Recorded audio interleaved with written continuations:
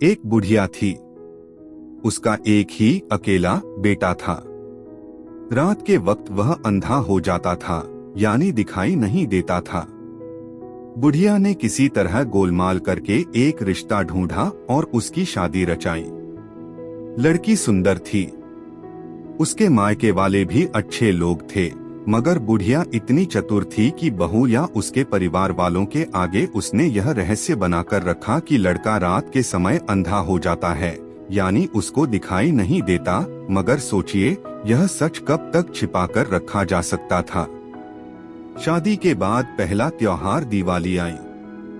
परंपरा के अनुसार लड़की के घर से न्योता आया। अब बुढ़िया को चिंता हुई। जाना तो था ही। उसने बेटे को सावधान करते हुए कहा, तुम बहुत सावधान रहना, रात को तुम्हें कुछ भी दिखाई नहीं देता और यह बात बहू के घर वाले नहीं जानते। तुम ऐसा करना कि रात को बाहर नहीं निकलना, कहीं इधर उधर नहीं घूमना, दिन रहते यात्रा करना। दूसरा यह कि वहाँ एक ही दिन रहकर लौट आना। अपनी माँ के कहे अनुसार वह दिन रहते ससुराल पहुँचने के लिए बहुत तेजी से चल पड़ा, मगर कितनी भी कोशिश करने पर भी अंधेरा होने से पहले वह वहाँ पर पहुँच नहीं सका। उसकी नजर धुंधली हो गई। माँ की चेतावनी याद कर वह एक जगह बैठ गया। उसके साथ किस्मत का खेला था। वह अनजाने में अपनी ससुराल के सामने के कूड़े के ढेर पर बैठ गया। वह वहां बैठा और उसकी सासू माँ कूड़ा फेंकने वहां आई। अंधेरा था, इसलिए उसने दामाद को नहीं देखा। उसने कूड़ा उसके सिर पर फेंका। दामाद बेचैन होकर उठा तो सासू ने उसे पहचाना कि यह और कोई नहीं, अपना दामाद ही है। जो होना था वह हो चुका। अब उसे पछताना ही था। उसने बहुत मंसूबे बना रखे थे। दामाद पहली बार घर आ रहा है तो उसकी बहुत अच्छी आवभगत करेगी, धूमधाम से त्योहार बनाएगी, रिश्तेदार और पड़ोसियों के आगे उसका सत्कार करेगी। मगर यह क्या हो गया? उसको रोना आ गया। शर्म के मारे वह तेजी से घर के अंदर भाग आई। सड़क पर उसका 10 साल का बेटा भैंस को भगाता हुआ घर लौट रहा था। उसको देखते ही उसने कहा, बेटा, तुम्हारे जीजा आए हैं, मगर पता नहीं क्यों वे हमारे घर के कूड़े वाले ढेर पर बैठ गए हैं। शायद पेशाब करने बैठे होंगे। मैं उन्हें वहां बैठे देख नहीं पाई, उनके ऊपर कूड़ा फेंक दिया। उन्हें मुझ पर गुस्सा आया होगा। तुम्हें वे बहुत चाहते हैं।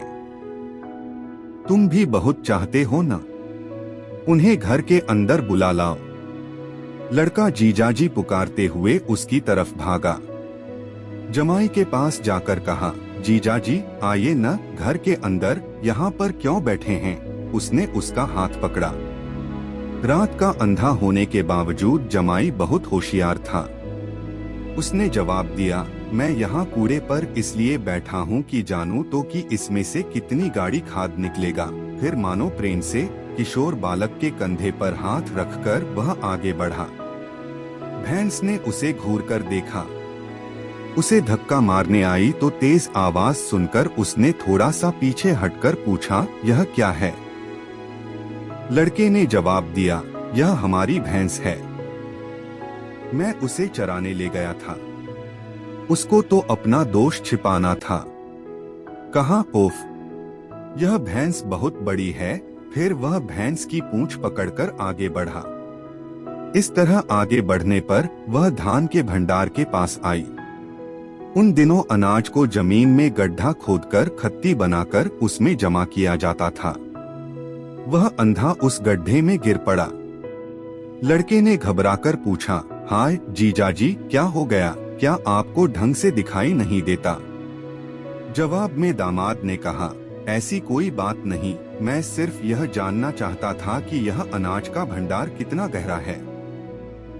मैं भी इसी तरह का अनाज जमा करने वाला एक भंडार खुदवाने वाला हूँ।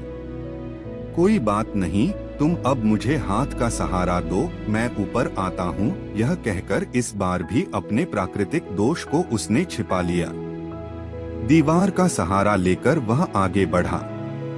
लड़के ने फिर पूछा, जीजाजी आप दीवार का सहारा लेकर आगे बढ़ रहे हैं, क्या आपकी नजर ठीक नहीं है? जवाब में उसने कहा, छे तुम यह क्या कह रहे हो? मैं तो सिर्फ तुम्हारे घर की दीवार की लंबाई नाप रहा हूँ।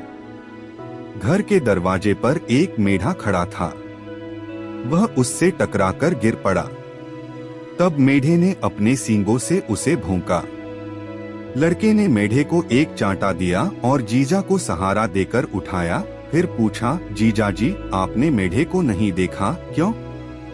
नहीं नहीं, तुम समझो मेरी बात, उसका आकार देखकर मुझे उससे टकराने का मन हुआ, मगर देखो मुझे तो उसने भौंक दिया, जमाई ने कहा।